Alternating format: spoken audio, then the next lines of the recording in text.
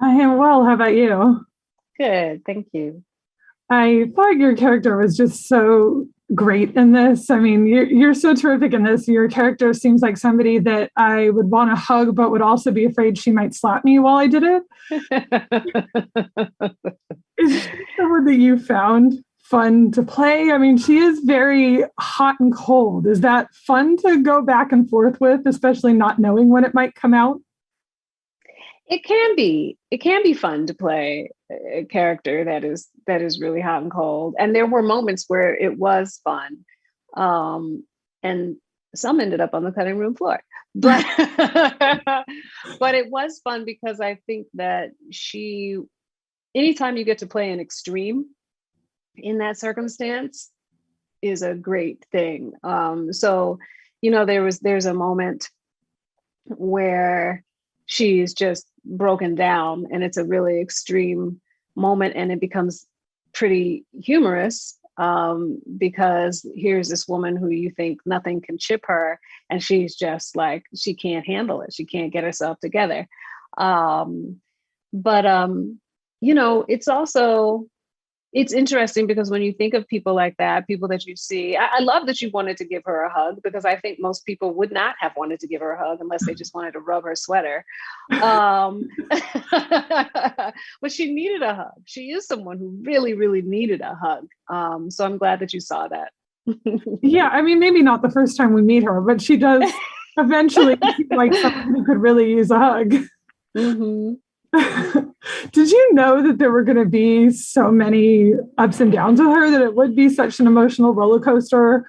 I mean, No, because we do get to see more and more of that as it goes on.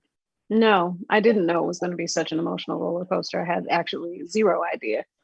And it was shocking to me, to read some of the things as they came up, and that it would become so layered.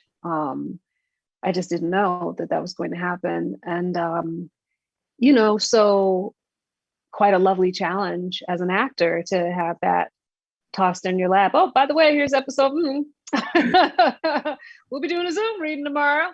So there were a lot of surprises that came my way, and I'm glad for them because I feel like um, that's what happens as a person moving through life. Things come your way that you're not ready for. Things come your way that are very intense. And I was really glad that you didn't stay in one zone, in one lane, because that's boring. It's really boring. This is not a So, boring woman at all. no. I actually really enjoyed the dynamic between Alex and Regina because their worlds are so different from each other. What did you most enjoy about exploring that relationship and exploring it with Margaret Qualley? Because your scenes together are just, there's just so many things happening. Thank you. Well, Margaret and I really got along very well. We enjoyed each other quite a bit. And we both love music. We both love arts.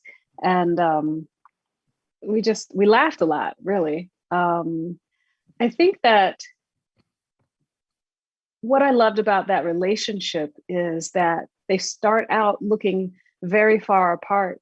And as you move forward, you realize that there's not so much distance between them, as far aside from checkbooks. You know what I mean? That they do connect as women, that they do have a through line with each other, and that they are able to speak the same language.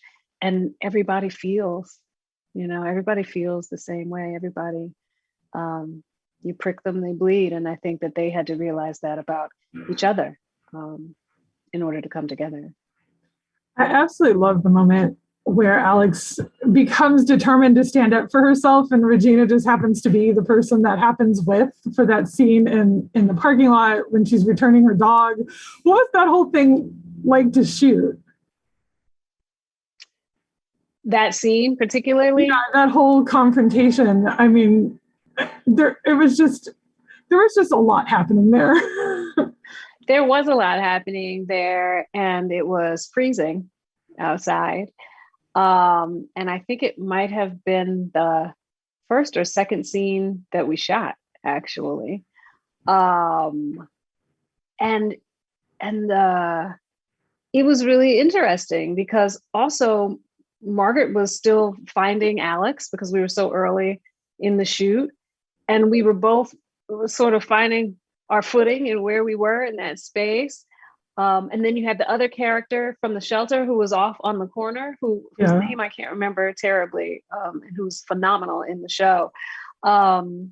It was interesting, and it was really exploration, and it was wild because Margaret is like 6 inches taller than I am. Like, so I'm like trying to hold my ground, and I'm like this the whole time because she's so tall. But it was fun. It was fun, and it was silly, and that dog weighs more than you think. But it was fun. No matter what else you do, you will always be a Disney princess. What does that mean to you? What does Tiana and having had a creation, a hand in the creation of who she is, mean to you? It still means the world to me. I mean, Tiana will be here forever. And it's a beautiful gift. And it's something that continues to touch children, which makes me deeply happy and deeply proud at the same time. But it gives me joy because I love to see their little faces light up when they figure out who this voice is. And sometimes they don't get it. Sometimes they're like, I'm hearing this voice, but you don't look like a cartoon. But it's a gift. It really truly is a gift. And I don't think I'll ever not be deeply appreciative to be able to inhabit that spot, and to be able to leave that behind me when I'm gone. Are you also excited about the fact that we'll soon get to have a Disneyland attraction themed for Princess and the Frog? I mean, are you like waiting to go on the ride when it's all done? I cannot wait to go on the ride because I love a ride. The crazier the better. A loop-de-loop, a backwards, upside down. I'm very happy. I love Tower of Terror. So I love that it's not going to be some little soft meander through the bayou. You know what I mean? With the occasional mosquito noise. It's going to be a real ride. Yeah. And I think that that's so apropos because Tiana went on a ride before becoming the princess. She had a journey, an adventure. So I'm really excited about it and what it's going to turn out to be. And I know the Imagineers are going to create something fantastic because they're excited about it. Yeah. So it's really thrilling. Yeah, I'm a scaredy cat, so I have never been on the ride before. And because I love Princess and the Frog so much, I'm actually going to have to drag myself onto the ride, probably watching through my hand because I'll be terrified.